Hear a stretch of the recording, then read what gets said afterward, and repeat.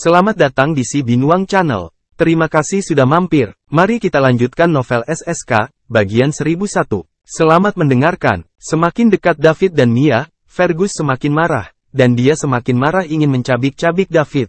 Fergus sudah lama menganggap Mia sebagai miliknya, dan dia tidak tahan dengan ini. Burke sedang memasang jebakan untuk dilompati Fergus. Burke merasa nyaman saat berpikir bahwa dia akan bisa melihat pemandangan yang menakjubkan. Adegan secara pribadi segera. Dia melirik pria tua di belakang Fergus. Pria tua yang mengikuti Fergus sepanjang waktu ini adalah yang paling ditakuti keberadaan yang disadarinya. Burke, apakah kamu benar-benar tidak ingin bekerja denganku? Fergus, kapan kamu menjadi begitu penakut? Jika Anda benar-benar tidak berani bertindak, tunggu saja, dan lihat. Saya akan memastikan anak itu tidak akan pernah meninggalkan planet Boundless. Dengan itu, Fergus pergi bersama Heathcliff. Pada akhirnya, dia tidak mendapatkan jawaban yang dia inginkan dari Burke. Dia terus merasa bahwa Burke memicunya untuk mengambil tindakan terhadap David. Namun, mengingat situasi sebenarnya, apa yang Burke katakan juga memegang beberapa kebenaran. 5 hari berlalu dalam sekejap mata. David berurusan dengan kamar meteor setiap malam. Sambil menghabiskan uang untuk membeli beberapa informasi tersembunyi tentang Bima Sakti, dia juga mendapatkan banyak poin mewah. Namun, karena semakin sedikit pertanyaan untuk diajukan, poin-poin mewah David juga bisa menurun. Setiap hari, Mia masih pergi ke tempat David dan tinggal selama setengah hari. Bahkan jika Fergus mengajak Mia berkencan, dia akan menolak dan pergi ke David. Ini membuat Fergus semakin tidak bisa mengendalikan emosinya, dan memang begitu diambang letusan setiap saat. Di halaman tempat tinggal David, Tuan David, saya pergi dulu. Anda perlu istirahat yang baik, selamat tinggal. Mia menyuruhnya, selamat tinggal, Mia, kata David dengan sopan. Setelah Mia pergi, David membuka panel sistemnya. Pembawa acara, David Liddell, saldo, 9 kuadriliun 999 triliun 770 miliar 622 juta 400.000 dolar galaksi. Tubuh, kosmos level 10, plus, pikiran, kosmos level 10, plus, pertempuran, peringkat surgawi parsial, keterampilan tempur, 5 points, entry level plus, air crushing slab, entry level plus, teknik pedang pemisah jahat, level awal plus, keterampilan, pengobatan tradisional kuno, ahli plus, poin mewah, 1082. Setelah bekerja keras dan tidak tidur selama berhari-hari, David akhirnya mendapatkan 1082 poin mewah. Ini juga berarti bahwa dia telah menghabiskan hampir 200 miliar untuk membeli informasi pada kamar meteor. Masih bersama Si Binuang Channel, mari kita lanjutkan novel SSK, bagian 1002. Ini adalah angka astronomi, jadi dia sekarang adalah VIP tingkat atas kamar meteor. David duduk di tempat tidur dengan mata tertutup, menyusun ulang diri.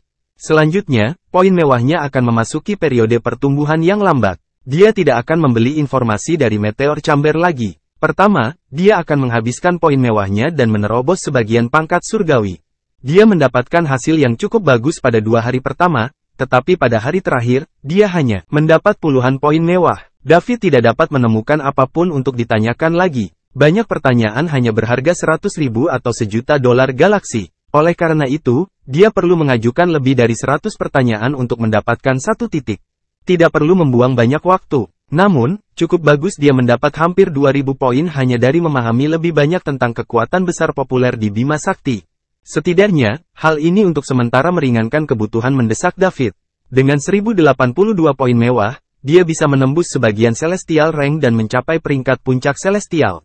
Meskipun dia masih tidak bisa melawan Grandmaster Tufin, dia sudah melakukan sangat kuat. Selain Grandmaster Tufin, David sudah bisa memusnahkan seluruh keluarga Tufin. Oleh karena itu, dia tidak ragu lagi dan langsung mengklik tombol plus di belakang tubuh. Sebuah jendela muncul. Host, apakah Anda mengonfirmasi ingin meningkatkan body? Upgrade ini akan dikenakan biaya 1000 poin mewah. David secara alami memilih ya.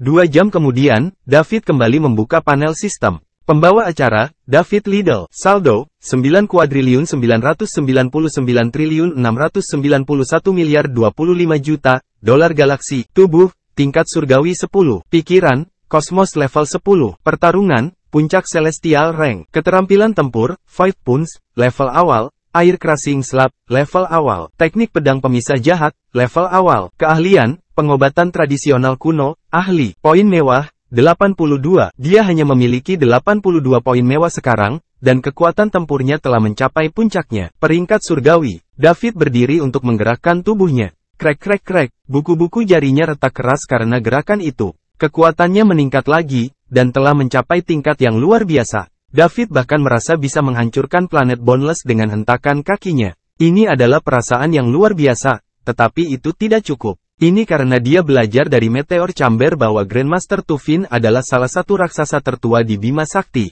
Kekuatannya telah mencapai peringkat Infinity bertahun-tahun yang lalu. Jika David ingin bersaing dengannya, kekuatan tempurnya setidaknya harus tercapai peringkat Infinity pemula. Untuk mencapai kekuatan tempur ini, dia membutuhkan 12.000 poin mewah. Itu akan menjadi 1,2 triliun dolar galaksi. Aku harus terus bekerja keras, pikir David sedih. Ketika David menerobos ke alam lain, perangkat komunikasi Burg berdering. Dia mengeluarkannya untuk melihatnya. Kemudian, dia dengan cepat mengusir wanita di sekitarnya sebelum dia menjawabnya. Seorang pria parubaya yang tinggi dan tegap muncul di depan Burg. Ayah, Burg menyapa dengan hormat. Pada saat ini, dia bukan lagi Lord Burg yang bengis dan pemarah. Sebaliknya, dia adalah seorang anak yang siap menerima hukumannya. Pria parubaya ini terlihat sama dengan Burg. Itu ayah Burg, Ramos. Dia juga seorang tokoh penting dalam militer Kekaisaran Bima Sakti, dan dia sudah peringkat Celestial Ranker terlambat. Burg, ku dengar kamu merekrut teman, dan kamu akan mengadakan jamuan makan di planet Boundless untuk merayakan terobosan Anda, kata Ramos dengan tenang. Masih bersama si Binuang Channel, mari kita lanjutkan novel SSK, bagian 1003. Ya, ayah, Burg menjawab dengan hormat. Dia bertanya-tanya mengapa seseorang seperti dia, ayah tiba-tiba akan peduli tentang masalah sepele seperti itu. Bagus sekali, jika Anda dapat menembus ke Cosmos Rank sebelumnya menginjak usia 200 tahun, berarti masih ada harapan bagimu untuk melangkah lebih jauh. Di masa depan, Anda tidak boleh berpuas diri dan selalu ketat dengan diri sendiri. Terima kasih atas pujiannya, ayah. Burg menjawab dengan bersemangat. Dia sangat gembira. Perlu diketahui bahwa Ramos tidak pernah memuji Burg sejak kecil. Ini karena dia memiliki kakak laki-laki bernama Maleaki. Meskipun keduanya seumuran, Maleaki mencapai peringkat kosmos 50 tahun sebelum Burg. Sekarang, Maleaki telah mencapai peringkat kosmos terlambat sementara Burg baru saja menembus hingga peringkat kosmos pemula. Bisa dibayangkan betapa besar tekanan yang dimiliki Burg dengan saudara laki-laki seperti itu, terus-menerus menggantung di atas kepalanya. Ramos juga menjadikan Maleaki sebagai ahli warisnya. Dia membawa Maleaki bersamanya dan menuangkan semua usahanya ke dalam dirinya. Bakat Burg sebenarnya tidak buruk, tapi sayangnya, saudara laki-lakinya jauh lebih kuat. Karenanya, Burg secara alami jauh lebih lemah dibandingkan. Oleh karena itu, dia dipukuli dan dimarahi oleh Ramos sebagai contoh buruk sejak saat dia masih kecil. Oleh karena itu, Burg dengan tegas menyerahkan jalan yang telah diaspal oleh Ramos untuk bergabung dengannya, militer Kekaisaran Bima Sakti dan memilih untuk keluar untuk mendapatkan lebih banyak pengalaman. Dengan begitu, dia bisa lepas dari bayang-bayang kakaknya Maleaki dan kendali ayahnya, Ramos. Masa kanak-kanak seperti ini juga mengapa Burg begitu berang sekarang. Dia dulu bekerja sangat keras hanya untuk mendapatkan satu pujian dari ayahnya, Ramos. Namun, pada akhirnya, dia hanya mendapat pukulan dan omelan kejam dari ayahnya. Akibatnya, karakternya secara bertahap menjadi bengkok. Kali ini, meski Ramos pujian datang terlambat bertahun-tahun, itu masih membuat Burg merasa sangat bersemangat. Burg, meskipun aku keras padamu sejak kau masih kecil, itu semua untuk kebaikan dirimu sendiri. Bakat Anda tidak setinggi saudara Anda, jadi Anda hanya bisa mengimbanginya dengan keringat. Jalan yang Anda ambil ini ditakdirkan untuk dipenuhi. Duri, jadi saya harap Anda bisa mengerti, kata Ramos sambil menghela nafas. Begitu, ayah, jawab Burg dengan kepala tertunduk. Burg, kau tidak bisa mengungkapkan detail apapun tentang diriku akan mengatakan selanjutnya.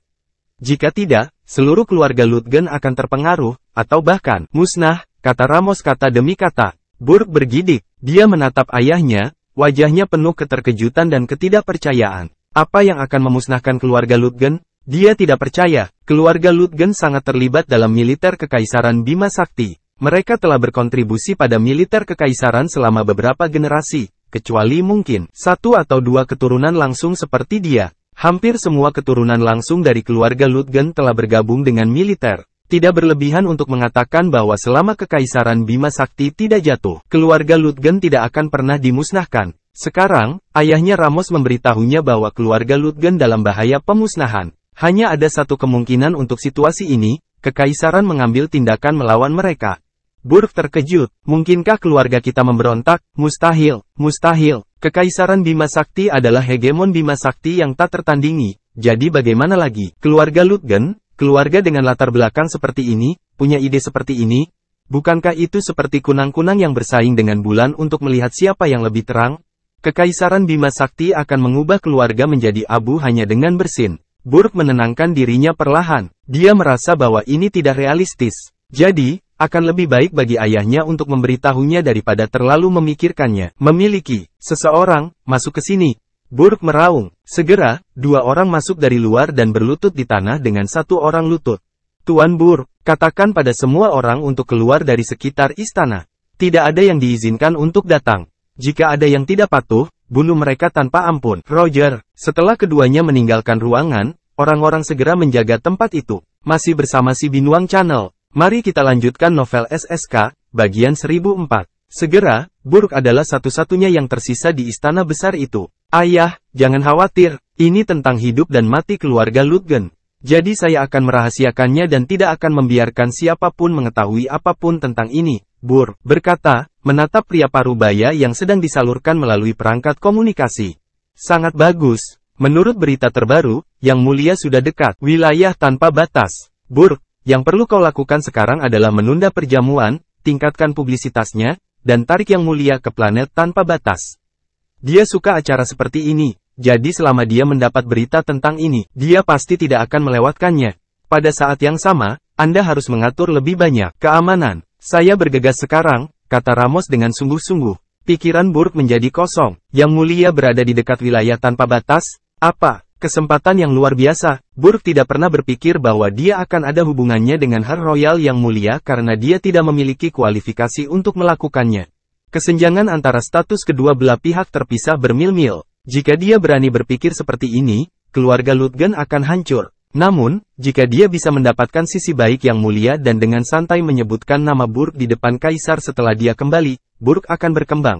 Identitas dan statusnya akan melampaui saudara laki-lakinya Maleaki, yang menekannya selama hampir 200 tahun. Jadi bagaimana jika Maleaki lebih kuat darinya? Dia masih perlu menunjukkan rasa hormat kepada Burke saat melihatnya. Burke kemudian akan melepaskan rasa malu sebelumnya dan mengangkat kepalanya tinggi-tinggi dalam keluarga Lutgen.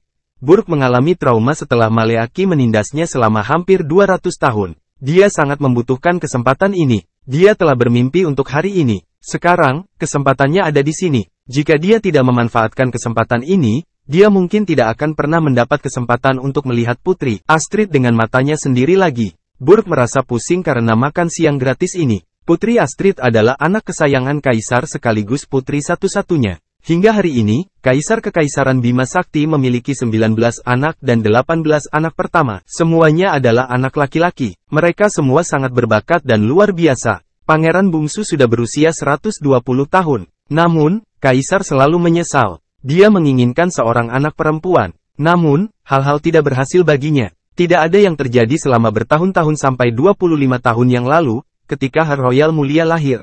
Kaisar sangat gembira karena dia akhirnya memiliki seorang putri. Untuk menyambut sang putri, kerajaan Bima Sakti berpesta selama 7 hari. Sementara Kaisar merasa senang, dia memberikan amnesti kepada semua orang. Tahun itu, selama para penjahat tidak melakukan kejahatan serius, mereka semuanya dibebaskan lebih awal. Pada saat yang sama, semua pajak di Bima Sakti, daerah sekitar Empire dibebaskan. Masih bersama si Binuang Channel. Mari kita lanjutkan novel SSK, bagian 1005. Ini membuat semua orang mengingat putri yang disukai Kaisar. Dapat dikatakan bahwa Putri Astrid dicintai oleh banyak orang sejak dia masih kecil. Dia tidak pernah memainkan musik lagi, tetapi masih ada legenda tentang dia muncul sepanjang waktu. Musik yang dia mainkan di jamuan kenegaraan juga dianggap sebagai mahakarya galaksi. Tidak ada yang bisa mengancam posisinya sebagai kepala 4 peri. Ini adalah Putri Kekaisaran Bima Sakti, Astrid Barlowe, misterius. Wanita yang dicintai ribuan orang di Kekaisaran Bima Sakti. Ketika dia baru berusia 17 tahun, dia mengejutkan dunia begitu dia muncul. Sekarang setelah 8 tahun berlalu, Putri Astrid berusia 25 tahun. Dia berubah menjadi wanita berusia 25 tahun yang mekar penuh dari seorang gadis muda di pemula usia 17. Begitu dia muncul kembali, semua orang yakin dia akan mengejutkan dunia lagi. Burke merasa seperti diberi suntikan adrenalin. Dia pasti harus memanfaatkan kesempatan ini. Ayah, mengapa Yang Mulia muncul di dekat wilayah tanpa batas? Burke bertanya setelah dia tenang. Yang Mulia menyelinap keluar setahun yang lalu. Dia meninggalkan surat yang mengatakan bahwa dia ingin pergi keluar dan melihat dunia luar. Dia meminta Kaisar untuk tidak khawatir karena dia akan segera kembali, jawab Ramos. Bahkan jika Yang Mulia berada di dekat wilayah tanpa batas, itu tidak mungkin menyebabkan pemusnahan keluarga Lutgen, kan? Pasti ada alasan lain. Putri Astrid membawa 2 pelayan bersamanya ketika dia pergi, dan mereka menghubungi Kaisar segera setelah mereka pergi. Kaisar takut sang putri tidak aman di luar, jadi dia mengirim sekelompok penjaga istana untuk melindunginya secara diam-diam. Dia meninggalkan surat yang mengatakan bahwa dia ingin pergi keluar dan melihat dunia luar. Dia meminta Kaisar untuk tidak khawatir karena dia akan segera kembali, jawab Ramos. Itu baik-baik saja pada awalnya. Selama Yang Mulia sudah cukup bersenang-senang, dia akan kembali. Tapi ada kecelakaan baru-baru ini. Kecelakaan apa? Tanya Burg ingin tahu. Kaisar menerima kabar bahwa sekelompok pendosa Sangruil, yang telah menghilang untuk waktu yang lama, tiba-tiba muncul di dekat planet Boundless. Mereka pasti mengincar Yang Mulia. Mereka ingin menangkap sang putri untuk mengancam Kaisar. Adapun bagaimana mereka mendapat berita, tidak ada yang tahu. Mungkin beberapa dari mereka telah menyusup ke petinggi kekaisaran. Yang Mulia adalah satu-satunya putri Kaisar, dan dia tidak boleh jatuh ke dalam tangan Sangruil Sinners. Jika tidak, kita akan berada dalam posisi yang sulit. Dengan demikian, misi kali ini sangat menantang. Apapun yang terjadi, kita harus menjaga Yang Mulia tetap aman. Para pendosa Sangruil, seru Burg dalam hati. Para pendosa Sangruil telah menghilang selama ratusan tahun. Ribuan tahun yang lalu, Bima Sakti tidak seperti sekarang, dan Kekaisaran Bima Sakti tidak memiliki kekuatan absolut. Saat itu, kekuatan lain bisa melawan Kekaisaran Bima Sakti, Sangruil. Selain Sangruil, pasukan kecil dan negara yang tak terhitung jumlahnya juga ada. Kekaisaran Bima Sakti dan Sangruil seperti api dan air. Mereka terus-menerus berperang, dan seluruh Bima Sakti terus-menerus berada di bawah selimut perang. Pada akhirnya, setelah lebih dari 1000 tahun pertempuran, Kaisar Bima Wei Empire, kakek Kaisar saat ini, membunuh Raja Sangruil saat itu sementara dirinya sendiri menderita luka parah. Setelah Raja Sangruil meninggal, Sangruil hancur berantakan, dan akhirnya mereka kalah perang. Setelah Sangruil kalah, negara kecil lainnya bukan lagi Bima Sakti musuh kekaisaran. Pada akhirnya, mereka menyerah dan setia kepada kekaisaran. Banyak kekuatan di Kekaisaran Bima Sakti dibentuk oleh negara-negara kecil itu membayar kesetiaan kepada kekaisaran. Meski Sangruil kalah perang, banyak rakyatnya selamat. Orang-orang itu disebut pendosa Sangruil. Mereka selalu berusaha memulihkan kejayaan Sangruil, begitulah yang mereka lakukan terus-menerus. Menyerang dan membalas dendam terhadap kekaisaran secara rahasia. Ada banyak dari mereka, dan mereka sangat kuat. Pada saat yang sama, mereka tidak akan berhadapan langsung dengan kekaisaran. Sebaliknya, mereka hanya akan meluncurkan serangan diam-diam dalam kegelapan. Karena itu, kekaisaran tidak dapat melenyapkan mereka semua. Situasi ini berlangsung hingga berabad-abad yang lalu. Para pendosa Sangruil menghilang dalam semalam, dan mereka tidak pernah muncul lagi. Pada saat itu, Kaisar Kekaisaran Bima Sakti saat ini sedang mengambil alih singgasana, jadi semua orang mengira Kaisar telah bertindak untuk melenyapkan semua Sangruil. Orang berdosa, masih bersama si Binuang Channel. Mari kita lanjutkan novel SSK, bagian 1006. Namun, mereka tidak menyangka pendosa Sangruil akan muncul sekarang. Ketika Burg mengetahui bahwa pendosa Sangruil telah muncul di dekat wilayah tanpa batas, dia merasa sakit. Meskipun dia sendiri tidak mengalami era itu, keluarga Lutgen memiliki catatan lengkap tentang kengerian yang dilakukan oleh Sangruil orang berdosa. Orang-orang ini tidak hanya kuat, tetapi mereka selalu melayang kemana-mana dan sangat tidak menentu. Jika Putri Astrid jatuh ke tangan pendosa Sangruil, mereka akan jatuh di kutub. Seluruh wilayah tanpa batas akan menderita karena murka Kaisar. Selanjutnya, Burg adalah kepala planet utama di sini, planet tanpa batas. Jika dia dituduh berkolusi dengan Sangruil Sinners, dia dan semuanya keluarga Lutgen akan musnah. Kejutan yang menyenangkan ini berubah menjadi kepanikan. Ayah, maafkan aku. Burg disela oleh Ramos sebelum dia sempat menyelesaikan kalimatnya. Berbicara, kamu tidak melakukan kesalahan apapun. Bahkan jika Putri Astrid dan pendosa Sangruil tidak muncul di tanpa batas wilayah tapi di tempat lain, keluarga Lutgen masih tidak bisa melarikan diri karena saat ini aku terpilih menjadi salah satu orang yang akan menyelamatkan sang putri. Jika misi gagal, kita juga akan menderita murka Kaisar. Ayah, jika saya menunda perjamuan dan meningkatkan publisitas, akankah Yang Mulia datang ke sini? Burg bertanya. Tentu saja, Putri Astrid paling menyukai acara seperti ini, dan orang-orang di sekitarnya akan bertanya dia untuk datang ke planet Boundless. Sang putri belum mengetahui bahaya yang dia hadapi, jadi kamu harus melindungi keselamatan sang putri ketika saatnya tiba. Jika Anda berhasil, keluarga kita akan makmur, tetapi jika Anda gagal, kami akan menghadapi pemusnahan. Kita tidak mampu untuk berjudi, kata Ramos dengan sungguh-sungguh. Aku mengerti, ayah. Aku akan melakukan yang terbaik untuk melindungi sang putri sampai kamu datang. Yah, kalau tidak ada yang lain, maka kamu bisa mengaturnya sesegera mungkin. Jika Yang Mulia tiba di planet Boundless, saya akan memberitahu Anda. Anda harus membuat persiapan keamanan terlebih dahulu. Ayah, saya punya satu lagi pertanyaan, kata Burr. Teruskan, apakah pendosa Sang Ruil benar-benar sekuat yang mereka katakan? Benarkah penjaga istana pun tidak bisa menghentikan mereka? Tanya Burr. Sang Ruil pernah menjadi satu-satunya kekuatan yang bisa melawan kerajaan Bima Sakti. Kedua belah pihak bertarung selama lebih dari 1000 tahun sebelum pemenangnya jelas. Setelah Kaisar saat itu membunuh Raja Sang Ruil mengetahui waktu mereka sudah habis, dan mereka mengatur rencana cadangan untuk para elit Sang Ruil. Bakat kedua pasukan kerajaan ini tidak perlu diragukan lagi. Lihatlah 18 pangeran Kaisar sekarang. Manakah dari mereka yang mudah dihadapi? Apa jadinya jika mereka bersatu? Selain itu, Sang Ruil tidak hanya memiliki bakat kerajaan. Bagaimana mungkin hanya satu kelompok penjaga istana yang cukup untuk menghentikan mereka? Ramos menjelaskan. Burr mengerti. Apakah itu keluarga kerajaan kekaisaran, keluarga Barlow, atau yang pertama keluarga kerajaan Sang Ruil? Mereka semua diberkati oleh Tuhan. Meski keluarga seperti ini tidak memiliki banyak anak dan itu bisa dilihat dari fakta bahwa Kaisar hanya melahirkan 19 anak di beberapa ratus tahun terakhir, setiap keturunan langsung sangat berbakat. Ini tidak seperti keluarga besar lainnya dengan banyak keturunan langsung tetapi hanya sedikit yang benar-benar berbakat.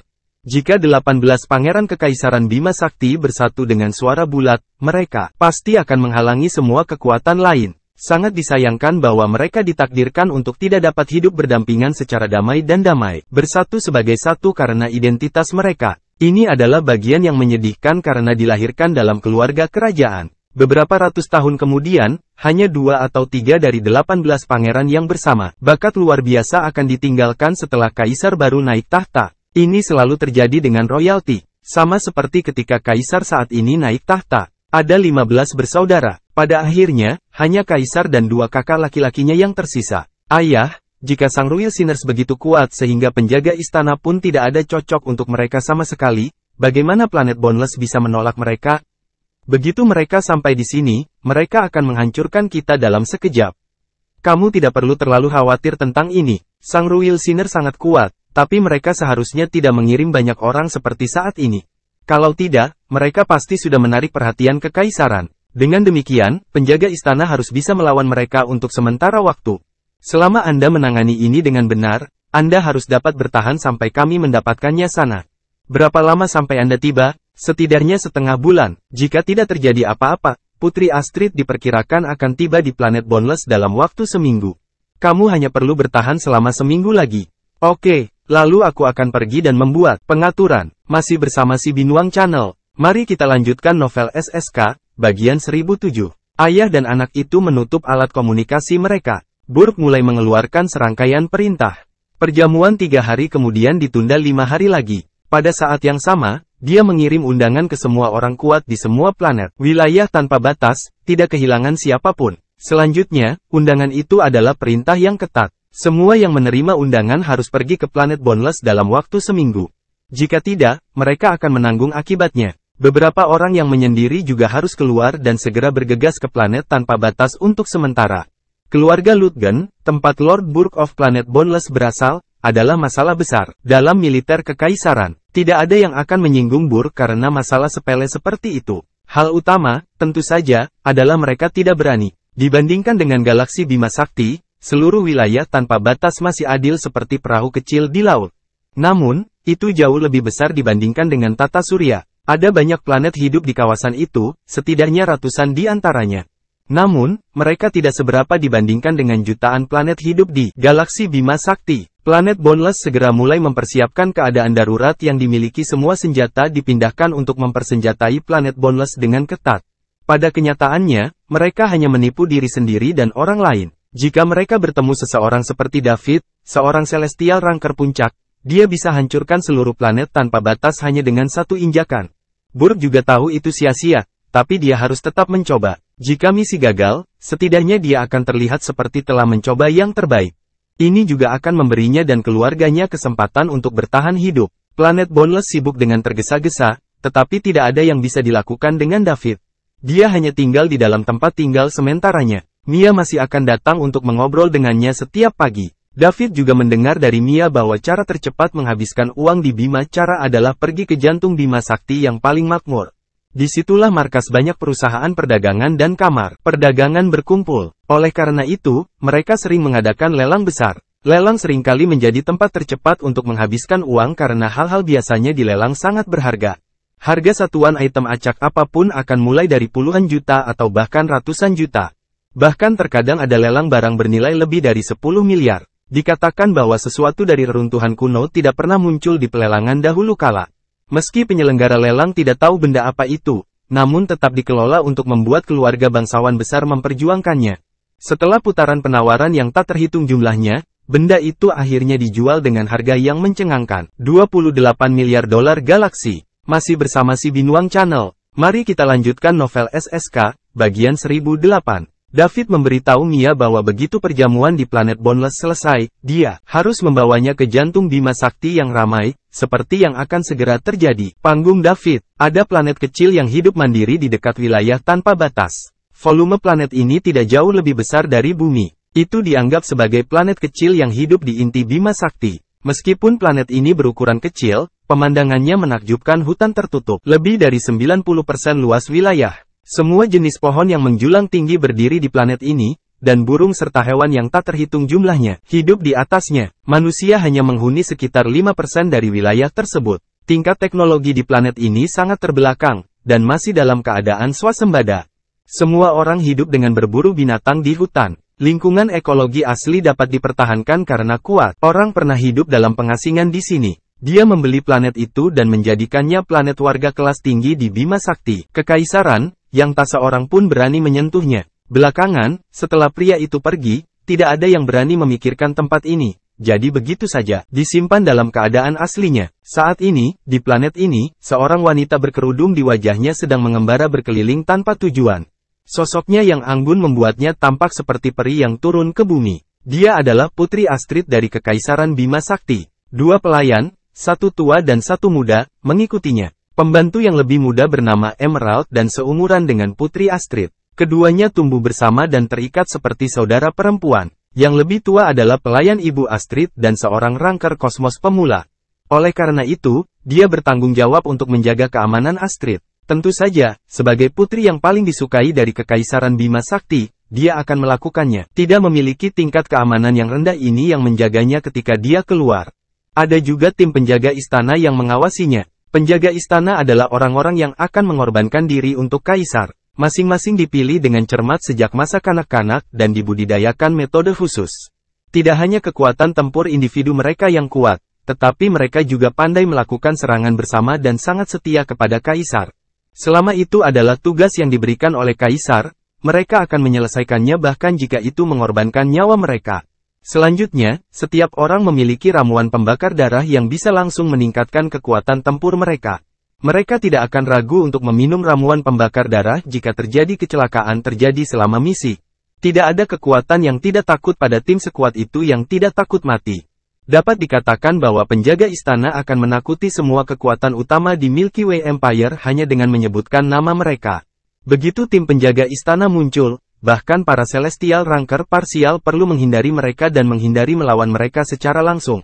Hanya Celestial Ranker yang tidak akan takut pada mereka. Namun, ini hanya dalam hal kekuatan. Siapa yang begitu bosan mengobarkan konflik dengan penjaga istana jika tidak ada kebencian ekstrim atau dendam di antara mereka? Bukankah itu mendekati kematian? Jadi, bagaimana jika kamu menang? Apakah Anda masih memiliki pijakan di Kekaisaran Bima Sakti setelah menyinggung kaisar? Dalam lingkup Bima Sakti, hanya ada dua pasukan yang sama sekali tidak takut pada penjaga istana. Salah satunya adalah para pendosa Sangruil yang pernah melawan Kekaisaran Bima Sakti selama lebih dari 1000 tahun dan membenci Kekaisaran Bima Sakti sampai ke intinya. Yang lainnya adalah kamar meteor yang aneh dan misterius yang tidak diketahui asalnya mengaku mengambil apapun di Bima Sakti selama harganya tepat. Kedua kekuatan ini juga merupakan masalah yang paling menyusahkan Kekaisaran Bima Sakti.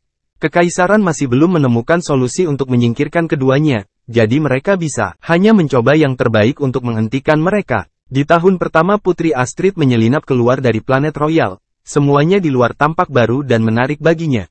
Meskipun sebagian besar hal di dunia luar juga ada di planet Royal, dengan rekan planet Royal mereka sebagian besar menjadi versi yang lebih berharga. Barang yang sama, Astrid sudah melihatnya sejak kecil, jadi dia masih menemukan di luar lebih menarik. Sebelum ini, dia hanya akan memahami dunia di luar planet Royal dalam buku atau internet. Dia sangat bersemangat karena dia bisa keluar dan melihat mereka sendiri. Masih bersama si Binuang Channel, mari kita lanjutkan novel SSK, bagian 1009. Wow, Yang Mulia, lihat, kupu-kupu itu terlihat sangat cantik. Zamrud pekik penuh semangat. Astrid mengikuti tatapan pembantunya Emerald, seukuran telapak tangan, berwarna-warni. Kupu-kupu sedang beristirahat di atas bunga tidak jauh dari sana. Ya, indah sekali, tidak kalah dengan kupu-kupu Phoenix di planet Royal. Planet ini memiliki pemandangan terbaik yang pernah saya lihat, kata Astrid gembira. Yang Mulia, jika Anda mau, Anda dapat meminta Kaisar untuk mengirim seseorang pindahkan planet ini ke dekat planet Royal agar kamu bisa sering mengunjunginya. Pelayan yang lebih tua, disarankan. Tidak, melakukan hal itu pasti akan menakuti manusia dan hewan di planet ini. Aku tidak bisa menghancurkan kehidupan asli mereka karena keegoisanku, tolak Astrid. Yang Mulia, Anda baik hati seperti permaisuri. Kamu selalu memperhatikan orang lain, pelayan yang lebih tua menghela nafas. Mes Madrigal, ini bukan kebajikan. Di alam semesta yang luas, setiap makhluk memiliki alasan untuk ada, bahkan sebatang pohon atau sehelai rumput. Kita seharusnya tidak mengubahnya begitu saja karena kita lebih kuat dari mereka. Itu tidak adil bagi mereka, kata Astrid dengan santai. Anda benar, Yang Mulia, jawab Mes Madrigal. Meskipun dia mengatakan itu, dia tidak merasakan hal yang sama di hatinya. Manusia adalah salah satu ras paling kuat di alam semesta. Tidak hanya mereka memiliki bakat yang sangat tinggi, tetapi kemampuan reproduksi mereka, kemampuan belajar, dan kemampuan beradaptasi adalah yang terbaik di antara yang tak terhitung lainnya.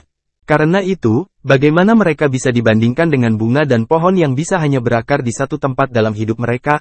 Manusia akan lebih unggul bahkan jika dibandingkan dengan binatang galaksi. Apapun, Mes Madrigal tidak punya hak untuk berdebat, jadi dia hanya tidak setuju secara internal. Pada saat ini, seekor tawon seukuran kepalan tangan tiba-tiba muncul di samping kupu-kupu itu, dan menggigitnya. Astrid melambaikan tangannya dengan ringan, mengusir tawon itu tanpa menyakitinya. Kupu-kupu itu ketakutan dan terbang dengan panik. Namun, tawon itu tampak terprovokasi. Berdengung, itu mengeluarkan suara melengking, dan segera, itu mendapat tanggapan. Berdengung, tawon yang tak terhitung jumlahnya muncul di sampingnya, memperlihatkan beberapa tawon mereka, mengeluarkan penyengat panjang sebelum menusuk Astrid. Kamu binatang buas, apakah kamu ingin mati?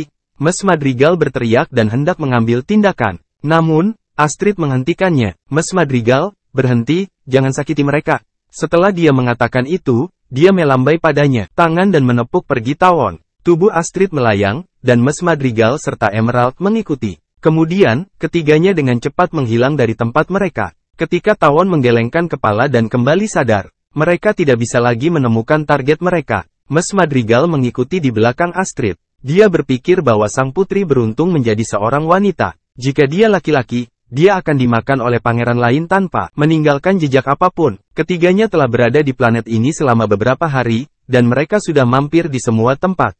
Ini juga planet tempat mereka berada paling lama. Segera, mereka sampai di puncak pohon setinggi hampir 1000 meter. Mes Madrigal, kemana kita akan pergi selanjutnya? Tanya Astrid. Yang Mulia, selanjutnya kita bisa pergi ke planet Boneless di Boneless Region.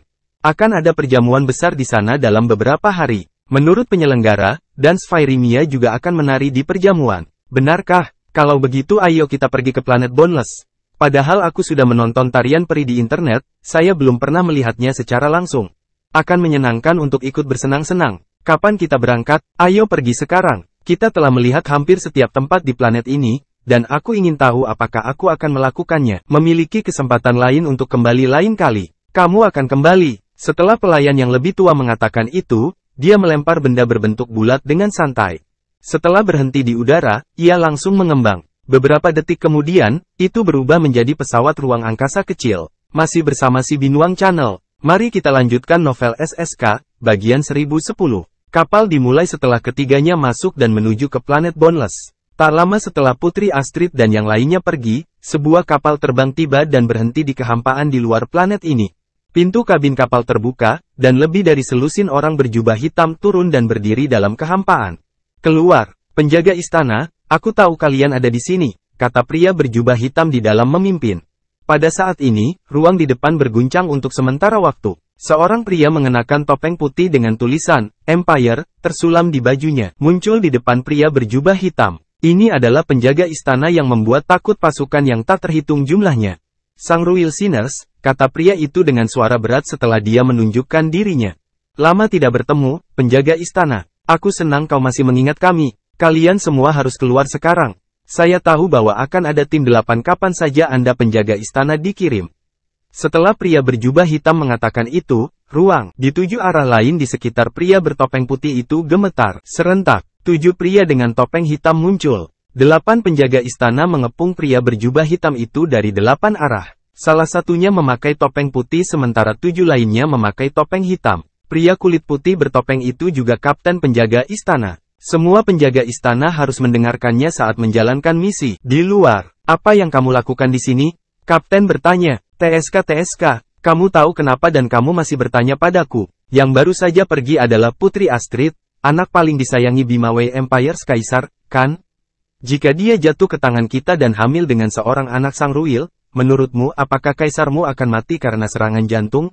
Pria berjubah hitam itu bertanya dengan semua penjaga istana harus mendengarkannya saat menjalankan misi. Di luar, pria berjubah hitam itu bertanya dengan suara dingin. Meskipun dia tertawa, tawanya akan membuat siapapun bergidik. Kau pasti sedang bermimpi. Kalian pendosa Sangruil tidak akan pernah berhasil selama kita di sini. Benarkah? Kita lihat saja. Kami pergi selama ratusan tahun tidak karena kami takut padamu, tapi karena kami harus menjagamu sesuatu. Sekarang kita kembali, Kekaisaran Bima Sakti tidak akan pernah memiliki hari yang damai mulai hari ini dan seterusnya.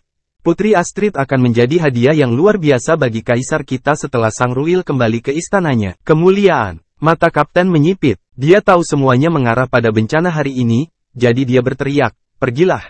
Kedelapan orang itu fokus pada saat yang sama, dan tubuh mereka seketika tertutup rapat dengan baju zirah.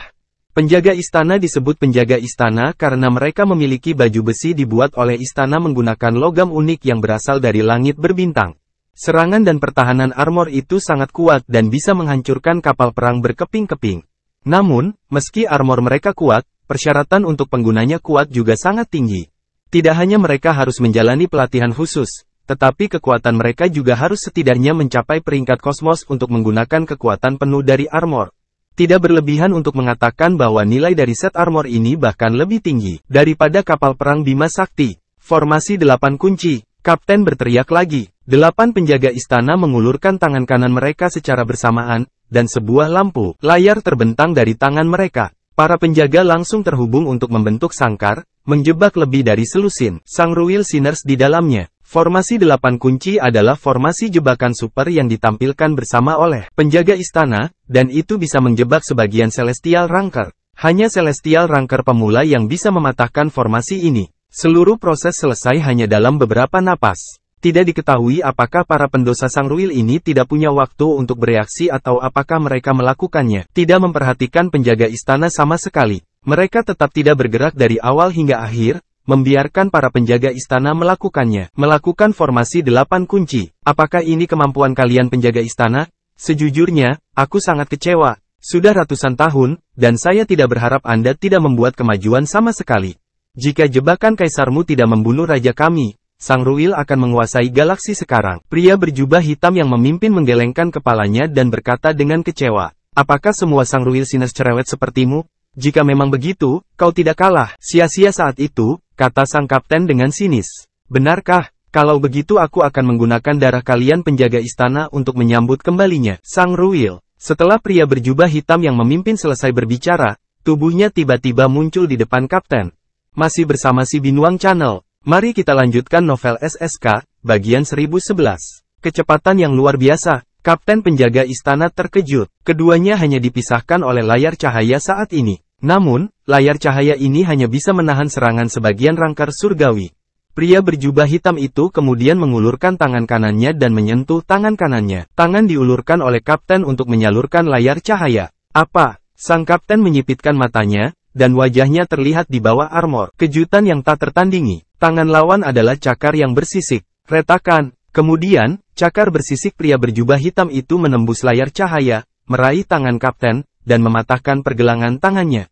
Mendesis, mata kapten membelalak, wajahnya penuh keterkejutan dan ketidakpercayaan. Bagaimana dia bisa menghancurkan formasi 8 kunci dengan begitu mudah? Mengabaikan rasa sakit di tanganku, kapten mengeluarkan lightsaber dari tangan kirinya. Dia menebas cakar pria berjubah hitam itu. Namun, sebelum dia bisa memotongnya, cakar lain menangkap lightsabernya. Segera setelah itu, pria berjubah hitam itu bergegas maju dan menghancurkan ke kapten. Bahkan jika armor itu melindungi sang kapten dan berhasil menyerap lebih dari 90% dari kekuatannya, dia masih bisa merasakan sakit yang tajam di organ dalamnya. Sebelum kapten bisa kembali sadar, dia merasakan sakit yang tajam di dalam dirinya. Lengan lagi, seluruh lengan kanannya robek. Ketika kapten melihat pria berjubah hitam itu memusatkan perhatian pada lengannya yang lain, dia menggigit melalui satu-satunya ramuan pembakar darah di mulutnya dan menelannya. Hal yang sama berlaku untuk 7 lainnya. Mereka telah menonton apa yang sedang terjadi. Para pendosa Sangruil ini jelas dipersiapkan, jadi mereka hanya bisa membeli beberapa waktu untuk Putri Astrid dengan hidup mereka. Setelah menelan ramuan pembakar darah, energi dari 8 istana penjaga meroket pada saat bersamaan. Kapten juga mengambil kesempatan ini untuk melarikan diri dari kendali pria berjubah hitam itu. Ayo bertarung dengan nyawa kita. Kaisar akan membalaskan dendam kita. Pada saat yang sama, ke-8 orang itu memancarkan kekuatan tempur maksimal mereka dan dikenakan terhadap pendosa Sangruil. Mes Madrigal tiba-tiba merasakan alat komunikasinya bergetar pada pesawat ruang angkasa Princess Astrid berada. Dia dengan cepat membuat alasan untuk pergi. Kemudian, dia pergi ke kamarnya, menutup pintu, dan menjawab perangkat komunikasi. Tidak ada gambar, tetapi sebaliknya, dia mendengar suara yang dalam. Di mana kalian semua? Di mana Astrid? Ketika Mes Madrigal mendengar suara ini, dia segera berlutut di lantai dan menjawab dengan hormat, Yang Mulia, kita menuju ke planet Boneless. Yang Mulia aman dan sehat. Para penjaga istana dimusnahkan, dan pendosa Sangruil sedang dalam perjalanan menuju Anda. Segera tinggalkan kapal dan pergi ke planet Boneless melalui rute lain. Ingat, kamu harus membawa Astrid ke planet Boneless dengan selamat. Orang-orang yang memberikan dukungan akan datang. Mes Madrigal menggigil. Para penjaga istana dihabisi, dan Sangruil Sinner mengejar kita. Jika Sangruil Sinners mengejar mereka, itu akan berakhir. Para penjaga istana bukanlah lawan mereka, apalagi mereka. Mes Madrigal mencoba menenangkan dirinya dan menjawab, ya, Yang Mulia. Kemudian, dia menutup perangkat komunikasi sebelum bangun dengan gemetar. Setelah dia mengomposisi ulang dirinya, dia membuka pintu kamarnya. Masih bersama si Binuang Channel. Mari kita lanjutkan novel SSK, bagian 1012. Sebuah sosok muncul di depannya. Yang Mulia, Mes Madrigal, ikut aku, kata Astrid dengan tenang. Astrid berjalan ke kamarnya, duduk di kursi, dan bertanya, Mes Madrigal, kamu menyembunyikan sesuatu dariku, kan? Maaf, Yang Mulia, sebenarnya, ketika kami pertama kali keluar setahun yang lalu, saya menyampaikan berita itu kembali ke istana, dan saya tetap berhubungan dengan Yang Mulia ini. Sepanjang waktu, keberadaanmu selalu diketahui Yang Mulia. Aku tahu itu, jika ayah tidak tahu keberadaan saya, kami akan ditemukan dan dibawa kembali. Saya tidak bertanya tentang ini, saya ingin tahu apa yang baru saja Anda bicarakan. Kamu sepertinya berbicara dengan ayahku. Sepertinya sang putri sudah tahu tentang Mes Madrigal mengirimkan berita kembali. Oleh karena itu, sekarang, tidak perlu lagi bersembunyi. Apalagi, mereka membutuhkan kerjasama sang putri jika mereka ingin mengulur waktu dan lolos dari bencana ini. Mustahil untuk menyembunyikan ini darinya lagi. Yang Mulia, kami sedang diawasi. Meskipun orang-orang yang dikirim oleh Kaisar sudah dalam perjalanan, itu akan memakan waktu, kadang-kadang bagi mereka untuk tiba. Selama ini, kita harus melindungi diri kita sendiri dan tidak jatuh ke tangan musuh. Siapa yang mengawasi kita? Astridas bertanya dengan curiga. Dia bertanya-tanya apakah ada yang berani menyerangnya di inti Bima Sakti. Jalan. Apakah mereka tidak takut seluruh keluarga mereka akan dimusnahkan? Para pendosa Sangruil, kata Mes Madrigal dengan ekspresi serius. Para pendosa Sangruil, gumam Astrid. Nama ini terdengar familiar. Saya mungkin pernah melihatnya di sebuah buku.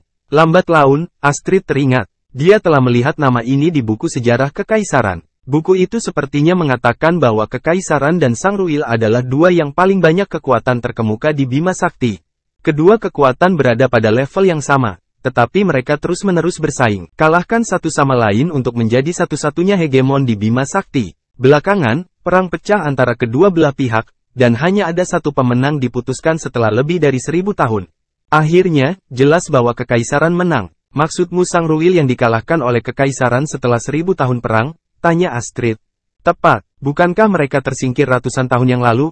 Mereka seharusnya bersembunyi, karena mereka tidak sepenuhnya dihilangkan. Ini adalah pertama kalinya mereka muncul setelah ratusan tahun. Saya yakin mereka ingin menangkap Anda untuk mengancam Yang Mulia. Jika ini terjadi, Yang Mulia akan berada dalam situasi yang sulit. Mereka ingin menangkap saya untuk mengancam ayah? Saat ini, Astrid mulai merasa panik. Sebagai satu-satunya putri kaisar, dia tahu seberapa besar perhatian kaisar ke dia. Dia tidak akan membiarkan pendosa Sang Ruil menangkapnya bahkan jika dia harus bunuh diri untuk menghindari nasib ini. Apa yang ayah katakan padamu? Apa yang dia minta agar kita lakukan? Para pendosa Sang Ruil membunuh semua penjaga istana yang dikirim Yang Mulia mengawasi kita diam-diam. Orang-orang itu sangat kuat, dan mereka sedang dalam perjalanan ke sini. Yang Mulia meminta kami untuk meninggalkan kapal dan mengambil rute lain ke planet tanpa batas. Orang-orang yang datang untuk menyelamatkan kita juga akan langsung menuju ke planet Boundless. Kalau begitu jangan buang waktu. Kita harus melakukan apa yang ayah katakan sekarang, kata Astrid setelah berdiri. Mereka jelas datang dengan persiapan jika mereka bisa mengalahkan penjaga istana. Mereka harus melakukan apa yang dikatakan kaisar secepat mungkin. Bagi Astrid, ayahnya maha kuasa. Oleh karena itu, mereka akan baik-baik saja jika mereka melakukan persis seperti yang dia katakan. Ketiganya turun dari kapal dan terbang ke arah lain. Sementara itu, pesawat ruang angkasa terus menuju planet Boundless. Tujuan Astrid dan gengnya masih planet Boundless. Namun, mereka tidak dapat pergi dengan pesawat luar angkasa dan harus mengambil rute lain. Jika Sang Ruil Sinners menyusul dan melihat bahwa kapal itu kosong, yang pertama pikiran pasti akan mengejar mereka ke arah lain. Bahkan jika mereka ditemukan, ini setidaknya memberi mereka kesempatan untuk membeli lebih banyak waktu. Mereka akan aman jika bertahan sampai bantuan datang. Planet tanpa batas. Seiring berjalannya waktu, planet menjadi lebih hidup. Semua master di wilayah tanpa batas bergegas ke planet tanpa batas setelah menerima undangan Bur. David juga terpengaruh oleh keaktifannya, jadi dia keluar dari kediamannya dan mulai berkeliaran di planet Boundless. Beberapa hari yang lalu, dia bisa tinggal di kamarnya untuk membeli informasi dari Meteor Chamber dan dapatkan poin mewah. Sekarang, dia tidak bisa melakukannya lagi. Masih bersama si Binuang Channel. Mari kita lanjutkan novel SSK, bagian 1013. Lebih sering daripada tidak, dia hanya akan mendapatkan selusin poin mewah setelah memeras otaknya. Itu hanya setetes air untuk David. Dia sekarang berada di puncak Celestial Rank. Karena itu, jika dia ingin melangkah lebih jauh dan menjadi sebagian Infinity Ranker, dia perlu meningkatkan kekuatan pikirannya. Cosmos level 10 hingga Celestial level 10. Namun, ini akan membutuhkan 1900 poin mewah. Sekarang, David hanya memiliki lebih dari 100 poin. Perbedaannya terlalu besar. Oleh karena itu, ia memutuskan untuk menyerah dan berhenti membuang-buang waktu. Saat jamuan di planet Boundless selesai, dia akan pergi ke jantung Bima Sakti dengan Mia. Di sana, dia akan sepenuhnya menampilkan kemampuannya. Namun, yang membuat David kecewa, perjamuan itu tampaknya ditunda lagi. Sekarang, dia tidak punya pilihan selain menunggu. Untungnya, tidak ada pergerakan dari keluarga Tufin sekarang, dan di sana tidak ada berita tentang Grandmaster Tufin yang keluar dari pengasingan.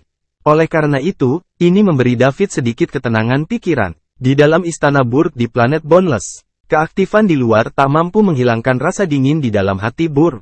Dia mengurung diri di kamarnya dan menolak untuk melihat siapapun. Ayahnya telah memberitahunya tentang berita penghancuran istana penjaga. Sang Ruil Sinners pasti akan menang kali ini. Bahkan tim penjaga istana bukanlah lawan mereka, dan memang begitu langsung terbunuh, jadi bagaimana bisa planet Boundless melawan Sang Ruil orang berdosa? Bukankah dia mencari kematian jika dia terus tinggal di sini? Namun, dia tidak berani melarikan diri. Kalau tidak, mungkin ada takdir yang lebih menakutkan daripada kematian yang menunggu Kaisar tahu. Burg mencengkeram rambutnya dengan kedua tangan, dan dia menjadi panik. Dia tidak berani melarikan diri. Namun, jika dia tetap tinggal dan Sang Ruil Sinners sampai di sini sebelum ayahnya, Ramos, dia pasti akan mati. Sekarang, menurut perkiraan waktu kedatangan dari kedua belah pihak, Sang Ruil orang berdosa pasti akan tiba sebelum ayahnya. Aku ditakdirkan. Dia mengira Putri Astrid akan datang ke wilayah tanpa batas, beri dia kesempatan untuk menikmati kebangkitan yang meroket, tetapi itu menjadi paku di peti matinya. Sekarang, Burg lebih suka tinggal di planet Boundless dan menghabiskan hari-harinya damai daripada mempertaruhkan nyawanya pada kesempatan ini. Karena dia tidak berani melarikan diri sekarang, dia hanya bisa berharap ayahnya akan tiba sebelum Sang Ruil Sinners karena tidak ada seorang pun di planet Boundless bisa melawan pendosa Sang Ruil. Hanya Celestial Ranker yang bisa melenyapkan seluruh tim penjaga istana. Seorang Ranker surgawi. Sekarang, orang yang lebih kuat di planet Boundless adalah orang tua di sebelah Fergus. Namun, dia jelas bukan Celestial Ranker. Keluarga Kalisto masih belum mencapai tingkat di mana mereka memiliki kekuatan untuk mengirim Celestial Ranker untuk melindungi keturunan langsung mereka. Semua orang di planet Boundless masih tidak tahu bahwa ada bahaya yang akan segera terjadi mendekat. Banyak master dari Boundless Region masih bergegas ke planet Boundless. Begitu mereka tiba dan mengetahui mengapa Burg mengundang mereka tidak berani pergi lagi. Jika tidak, seluruh keluarga mereka akan tersingkir begitu Kaisar melihat ini. Ini termasuk Fergus. Dia tidak akan terhindar bahkan jika dia adalah keturunan langsung dari keluarga Kalisto, salah satu dari 8 keluarga terkemuka Kekaisaran Bima Sakti. Jika Fergus menemui hal seperti ini, dia hanya bisa melakukan yang terbaik untuk melindungi Putri Astrid. Mereka akan bertarung dan mati bersama. Jika Fergus berani melarikan diri, seluruh keluarganya akan terlibat. Masih bersama si Binuang Channel. Mari kita lanjutkan novel SSK, bagian 1014. Jika Kaisar Kekaisaran Bima Sakti marah, dia akan memusnahkan seluruh keluargamu. Terlepas dari apakah Anda salah satu dari 8 keluarga terkemuka. Dalam kehampaan di dekat planet Boundless, pesawat luar angkasa tempat Astrid berada bergegas menuju planet Boundless. Tiba-tiba, sebuah kapal terbang dengan cepat didekati dari belakang. Sesaat kemudian, kapal terbang itu melewati pesawat luar angkasa dan berhenti di depannya. Lebih dari selusin orang berjubah hitam turun dari kapal dan berdiri tepat di depan dari pesawat ruang angkasa, menghalangi jalannya. Saat pesawat ruang angkasa mendekati mereka, seorang pria berjubah hitam maju dan meletakkannya. Cakar bersisik di atasnya, langsung menghentikan pesawat ruang angkasa dalam kehampaan. Kemudian, pria lain berjubah hitam berjalan ke palka pesawat luar angkasa. Dia juga mengulurkan cakar bersisik, dan dengan lambaian, dia membuka palka dengan mudah. Segera, dia memasuki kapal. Brengsek. Tidak lama kemudian, pria berbaju hitam yang memasuki pesawat luar angkasa mengeluarkan mengaum. Boom! Seluruh pesawat ruang angkasa terguncang berkeping-keping. Pria berjubah hitam itu berdiri dalam kehampaan, memancarkan energi yang kuat. Ada apa? Di mana mereka? Tanya pria berjubah hitam terkemuka. Tuan, pesawat luar angkasanya kosong, dan mereka sudah melarikan diri. Pria berjubah hitam yang memimpin tidak berbicara. Suasana di kehampaan terasa agak berat. Selusin orang berjubah hitam lainnya juga tidak berani bernapas. Mereka tidak mungkin lari jauh. Anda masing-masing harus bertanggung jawab atas satu arah dan mengejar mereka. Apapun yang terjadi, Anda harus menangkap target. Kalau tidak, kamu tahu konsekuensinya jika kamu gagal dalam misi. Si hitam pria berjubah di depan berkata dengan muram. Ya Tuan, semua orang berjubah hitam menjawab pada saat bersamaan. Suara mereka bergetar, jelas, bahkan mereka tidak dapat menangani konsekuensinya jika misi gagal. Menyebar. Setelah pria berjubah hitam yang memimpin selesai mengatakan itu, dia dibebankan dalam satu arah. Sisanya juga bubar setelah itu. Semuanya memilih arah yang berbeda, salah satunya lurus ke depan arah ke planet tanpa batas. Pada saat ini, Putri Astrid dan kawan-kawan telah mengambil rute lain dan perlahan-lahan mendekati planet Boundless. Di planet Boundless, Burg dan Fergus duduk berhadap-hadapan. Burg, apakah kamu nyata? Fergus bertanya dengan gugup. Cangkir teh di tangannya juga bergetar. Ini bisa menunjukkan betapa cemasnya perasaannya. Ya, Tuan Fergus, apa menurutmu aku tidak berani bercanda soal Putri Astrid? Burg menjawab, apa yang harus kita lakukan?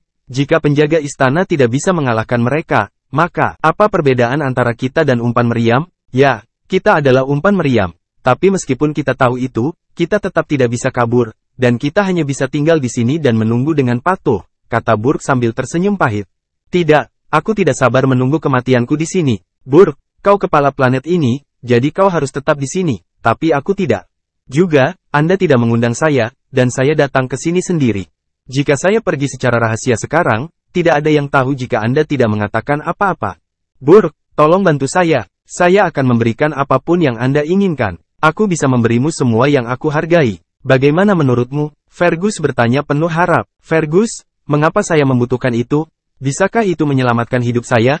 Tanpa hidup saya, hal-hal itu hanyalah harta duniawi. Juga, Fergus, kamu harus berpikir jernih. Putri Astrid adalah putri kesayangan yang mulia. Jika sesuatu terjadi padanya, Yang Mulia pasti akan memeriksanya. Bahkan jika saya tidak mengatakan apa-apa, menurut Anda apakah Yang Mulia tidak akan mengetahuinya?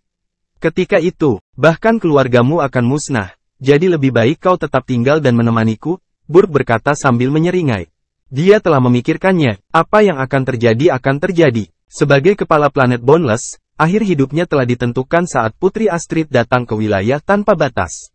Masih bersama si Binuang Channel, mari kita lanjutkan novel SSK, bagian 1015. Fergus menemaninya ke sini atas kemauannya sendiri, jadi setidaknya Burke akan melakukannya. Minta badut ini menemaninya saat dia menghadapi takdirnya. Burke tidak mengundang Fergus ke perjamuan ini. Namun, Fergus datang sendiri karena Mia akan hadir. Sekarang, dia bahkan mungkin kehilangan nyawanya. Apa yang harus saya lakukan? Apa yang harus saya lakukan? Apa yang harus saya lakukan? Tanya Fergus tidak jelas. Dia kehabisan akal, dan dia merasa sangat menyesal. Jika dia tahu ini akan terjadi, dia tidak akan datang ke planet tanpa batas tanpa alasan. Bukankah dia melompat ke neraka sendirian? Juga, mengapa Princess Astrid memilih untuk datang ke wilayah Boundless? Bisakah dia tidak pergi ke tempat lain? Fergus ingin menamparkan dirinya sendiri begitu buruk. Ini semua salah David. Jika dia tidak menyelamatkan Mia, Fergus pasti sedang menikmati tubuh indah Mia sekarang. Mengapa dia datang ke planet Boundless? Mengapa dia harus bertemu dengan Putri Astrid dalam kesusahan jika dia tidak datang ke planet Boundless?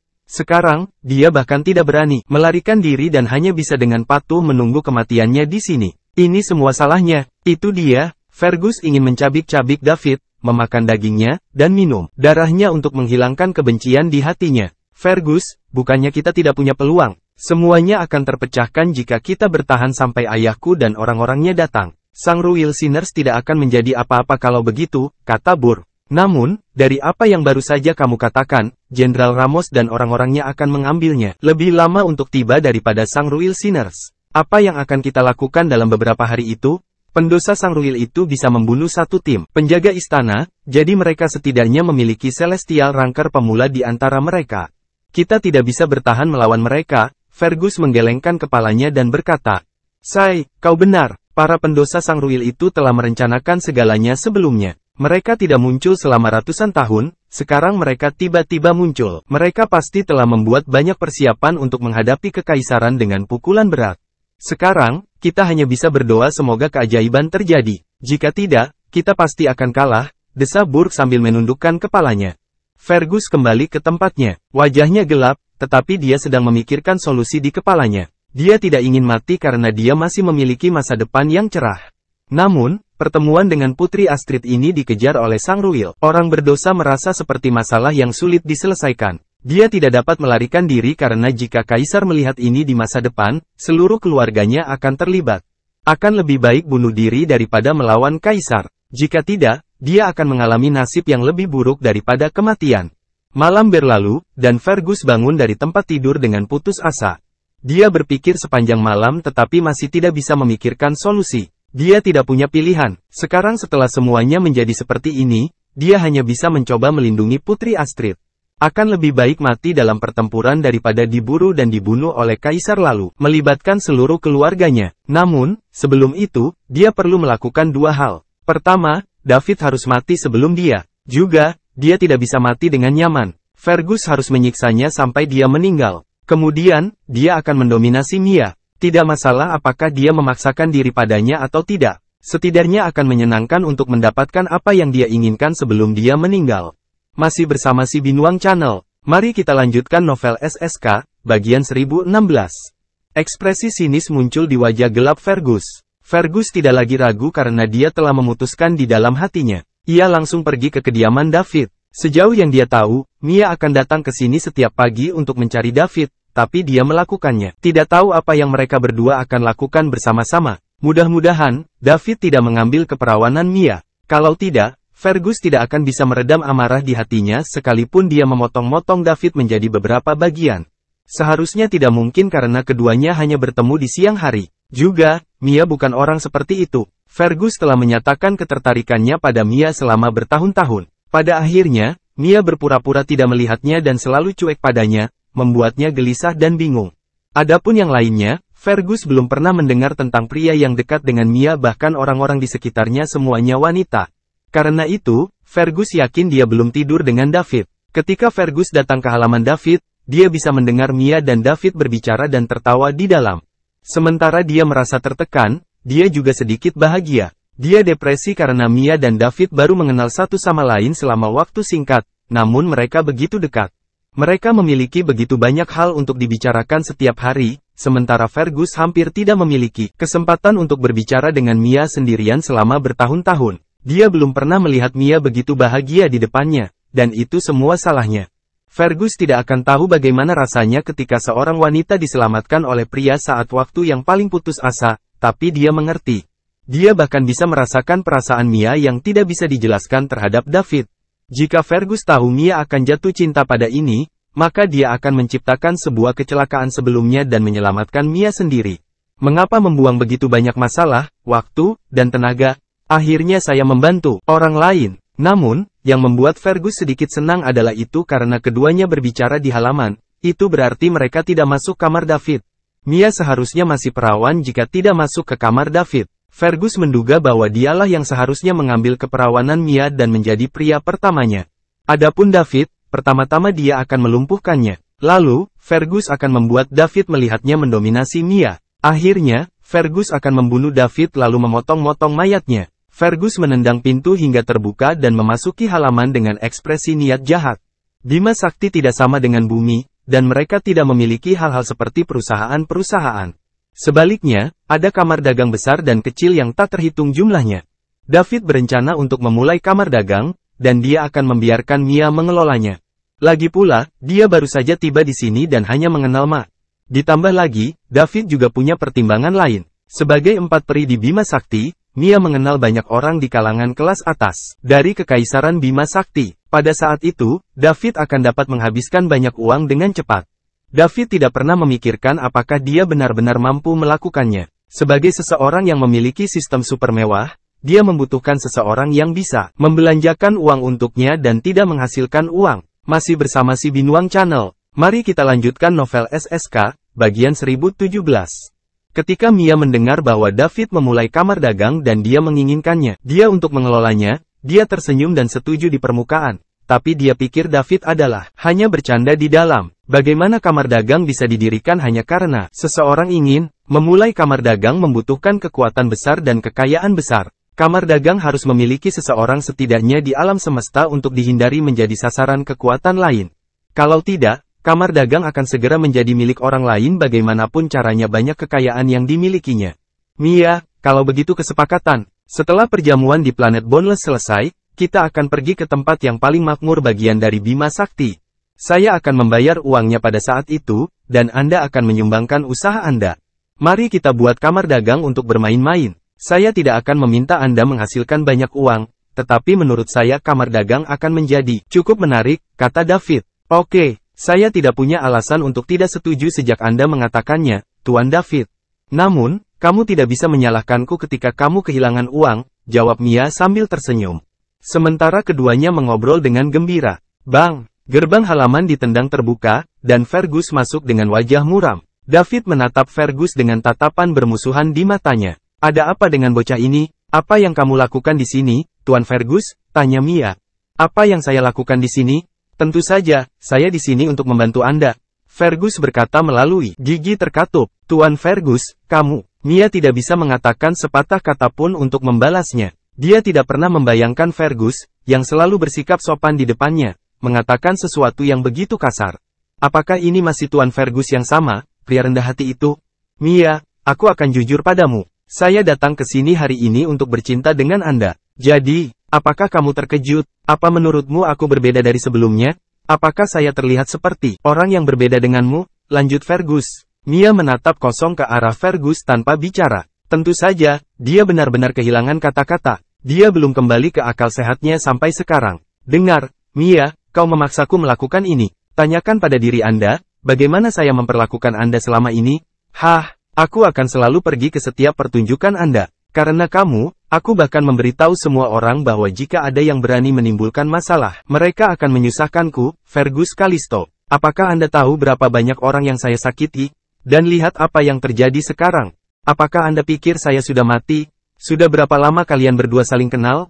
Anda harus pindah bersama. Fergus mengoceh, dan Mia akhirnya mengerti. Fergus mungkin mengira dia telah melakukan sesuatu yang tidak pantas dengan David, jadi dia datang untuk mengkritiknya. Namun, karena sudah begini, dia harus membereskannya dengan dia. Dia berbalik untuk melihat David, dan dia tampak setenang biasanya. Mia tidak pernah merasa David gugup, bahkan saat berhadapan dengan Fergus dan menutup perkara. Ini adalah pria impian Mia. Berbeda dengan Fergus, yang berpura-pura menjadi pria bangsawan di permukaan tetapi kenyataannya adalah orang yang picik dan berpikiran sempit. Tuan Fergus, saya sangat menyesal. Saya berterima kasih atas semua yang telah Anda lakukan untuk saya, tetapi Anda bukan tipe saya. Jadi tolong, berhenti membuang-buang waktu untukku. Terima kasih. Setelah Mia mengatakan itu, dia berdiri dan membungkuk pada Fergus. Mia, kamu terlalu naif. Apakah menurut Anda membungkuk dan menunjukkan rasa terima kasih dapat menggantikan pengorbanan yang telah saya lakukan dibuat untukmu selama ini?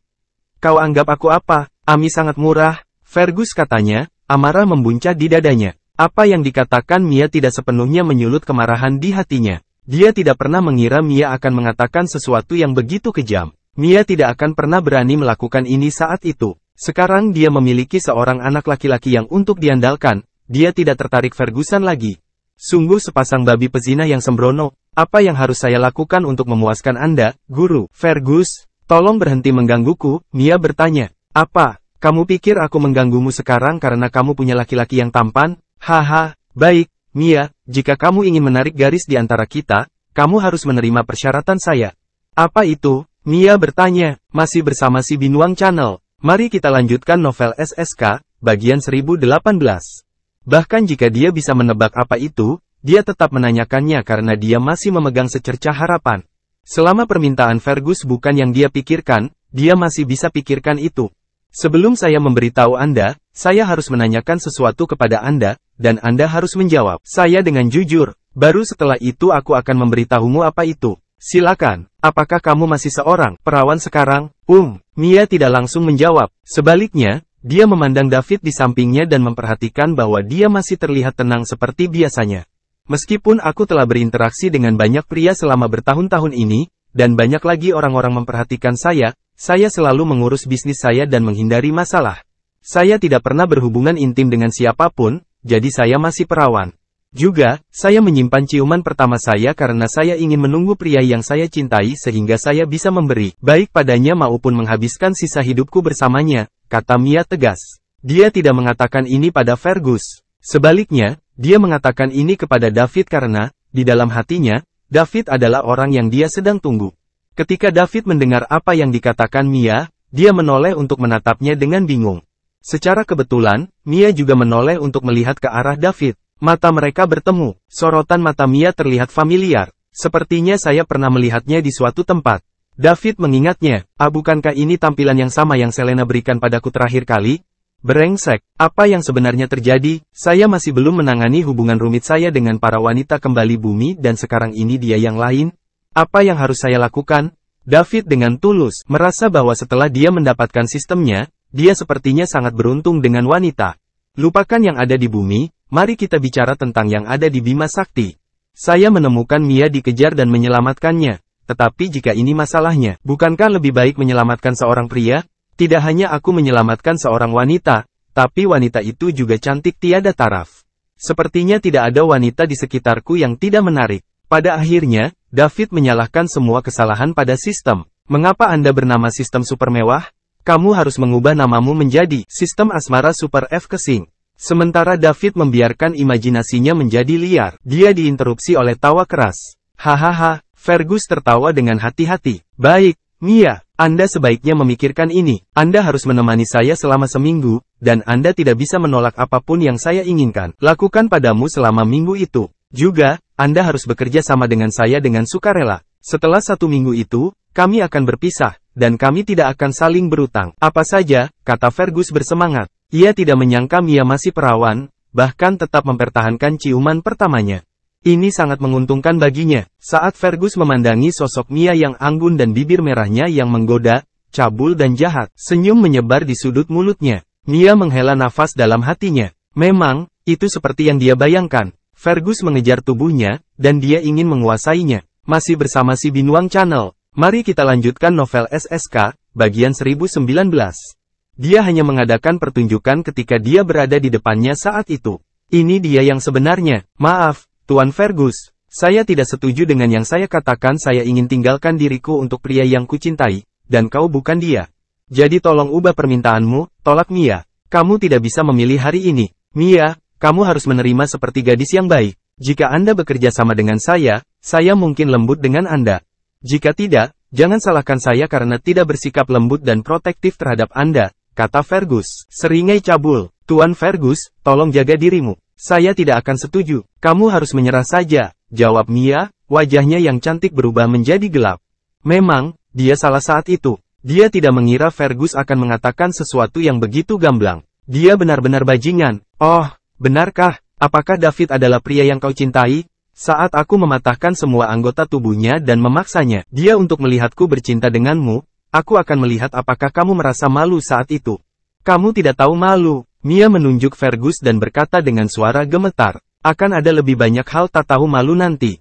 Setelah Fergus mengatakan itu, dia mengabaikan Mia dan berkata kepada David, "Hei, nak, apakah Anda ingin mematahkan anggota tubuh Anda sendiri, atau haruskah saya membantu Anda? Jika kamu mau, saya untuk melakukannya. Saya mungkin tidak mengendalikan diri, dan itu tidak akan baik jika saya menyakiti kepala Anda." Tuan Fergus, ini tidak ada hubungannya dengan Tuan David. Tolong jangan bawa dia ke dalam ini. Saya belum bertemu dengan pria yang saya cintai. Kamu hanya tidak cocok untukku, jadi aku menolakmu. Ini benar-benar tidak ada hubungannya dengan dia, kata Mia gugup. Fergus sepertinya tidak dalam keadaan stabil sekarang, jadi Mia tidak bisa membiarkannya berlarut-larut. David ke dalam ini. Meskipun Mia tidak bisa melihat menembus David, menurutnya David tidak kekuatan untuk melawan Fergus, keturunan langsung peringkat teratas dari keluarga Kalisto. Tidak, aku belum melakukan apa-apa, dan kamu sudah sangat mengkhawatirkannya. Juga, Anda datang ke sini setiap hari untuk berbicara dengannya. Jadi, Anda jelas-jelas sepasang babi pezinah yang tidak punya kesempatan naik ke tempat tidur bersama. Namun, Anda tidak akan mendapat kesempatan lagi. Tuan Fergus, Anda sudah salah paham. Tuan David menyelamatkan saya. Jika bukan karena dia, aku pasti sudah mati di tangan bajak laut luar angkasa. Itu sebabnya saya datang kepadanya setiap hari. Aku hanya ingin berterima kasih padanya dan tidak ada yang lain. Mia, dengarkan aku. Bahkan jika David tidak menyelamatkanmu, kamu juga tidak akan mati, kata Fergus. Tiba-tiba, apa maksudmu? Tanya Mia. Lagi pula kita semua akan segera mati, jadi biar ku katakan yang sebenarnya, Mia. Akulah yang mengirim perompak luar angkasa. Bahkan jika David tidak menyelamatkanmu, para perompak luar angkasa akan tetap membawamu untuk saya. Saya kemudian akan mengurung Anda dan menjadikan Anda budak saya selamanya, eksklusif, hanya untukku, geram Fergus. Dia telah berhati-hati, jadi bagaimana jika Mia tahu, dia harus memaksakan diri padanya nanti, dan mereka tidak melakukannya banyak waktu tersisa. Seluruh planet tanpa batas akan dihancurkan oleh pendosa Sang Ruil yang bisa memusnahkan tim penjaga istana dalam waktu kurang dari 2 jam, apalagi seminggu.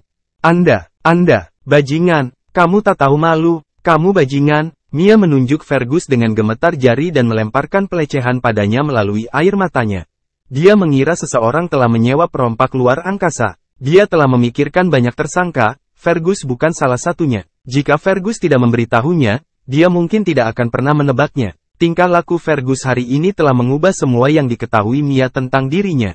Pada saat yang sama, Fergus mengejutkan David. David menatap Fergus, yang berada di ambang kegilaan. Pantas saja Fergus terlihat seperti ingin membunuh David saat pertama kali bertemu. Itu karena David telah merusak rencananya. David juga memperhatikan sesuatu. Fergus sepertinya berkata bahwa kita semua akan segera mati. Tapi apa artinya? Apakah pernyataan itu yang menyebabkan Fergus menjadi gila? Ketika David ingin bertanya, Fergus berbicara lagi. Ayo, teriak aku semaumu. Kamu tidak bisa kabur hari ini, Mia. Aku akan mendapatkanmu apapun yang terjadi. Masih bersama si Binuang Channel. Mari kita lanjutkan novel SSK, bagian 1020. Kamu hanya bisa menjadi milikku, Fergus Kalisto. Mia menatap Fergus dengan air mata berlinang. Fergus telah menutup mata terhadap David ketika dia masuk, dan dia tidak terganggu oleh David sama sekali.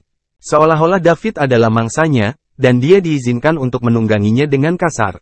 Selain itu, David sangat kooperatif, dan dia tidak pernah mengatakan apapun selama ini. Seluruh proses, David ingin melihat apa yang ingin dilakukan Fergus. Saat mereka berada di titik ini, David akhirnya mengerti. Pada dasarnya, Fergus berselisih dengan Mia, jadi dia ingin membunuh David dan mengambil Mia sendiri. Sejujurnya, David juga merasa tidak berdaya. Dia membuat dirinya dalam masalah besar setelah secara acak menyelamatkan seseorang. Sekarang, dia mendapat masalah dengan keluarga Kalisto sebelum dia bisa melunasi hutangnya. Dengan Tuf dalam keluarga, juga, keluarga Kalisto jauh lebih kuat daripada keluarga Tufin. Mereka sama sekali tidak berada di level yang sama. Lagi pula, keluarga Kalisto menduduki peringkat kedua di antara 8 keluarga terkemuka. Jadi bagaimana bisa keluarga Tufin, yang menduduki peringkat terakhir, dibandingkan dengan mereka? Namun, David tidak akan menutup mata untuk ini sekarang. Mia adalah tokoh penting dalam rencana pengeluaran uang David di masa depan. Karena itu, dia tidak bisa membiarkan hal buruk terjadi padanya untuk saat ini. Juga, Fergus berkata dia ingin membunuh David, jadi David tidak bisa mundur sekarang. Kanan. Masalah sepertinya selalu datang berpasang-pasangan. Dia mengerti bahwa jika dia memiliki kekuatan, lalu bagaimana jika dia menyinggung kedelapannya, keluarga terkemuka dari Kekaisaran Bima Sakti. Saat ini, siapapun yang terkuat dihormati, dan siapa yang akan membuat peraturan. Selain itu, dia adalah seorang Celestial Ranker puncak tetapi diarahkan dan dimarahi oleh Kosmos Ranker pemula. Bisakah dia mengambil ini berbaring? Apakah kamu sudah selesai? Tanya David pada Fergus. Apa? Fergus bingung. Keluarlah jika sudah selesai. Jangan tinggal di sini dan memengaruhi suasana hatiku. Apa katamu? Fergus bertanya. Ketidakpercayaan. Saya bilang. David berdiri dan mulai mengutuk. Keluarkan F***CK ketika kamu selesai. Jangan berdiri di sini dan mempengaruhi suasana hatiku. Jika tidak, aku akan membunuhmu. Mia menatap David dengan heran. Fergus juga kaget setelah David membentaknya. Sebagai keturunan langsung dari keluarga Kalisto, ini adalah pertama kalinya seseorang memarahinya seperti itu setelah hidup lebih dari 1 abad. Selain itu, orang itu juga merupakan semut baginya. Karena itu, dia tidak bisa kembali ke akal sehatnya untuk saat ini. Kamu meminta untuk mati. Fergus tiba-tiba menjadi sangat marah dan menyerang David. Boom! Dia memancarkan energi peringkat kosmos pemula, dan keseluruhan halaman mulai bergetar di bawah kekuatan menakutkan Fergus. Mia bisa merasakan ini dengan jelas. Dia dikejutkan oleh energi Fergus, dan seluruh tubuhnya menjadi sedingin es.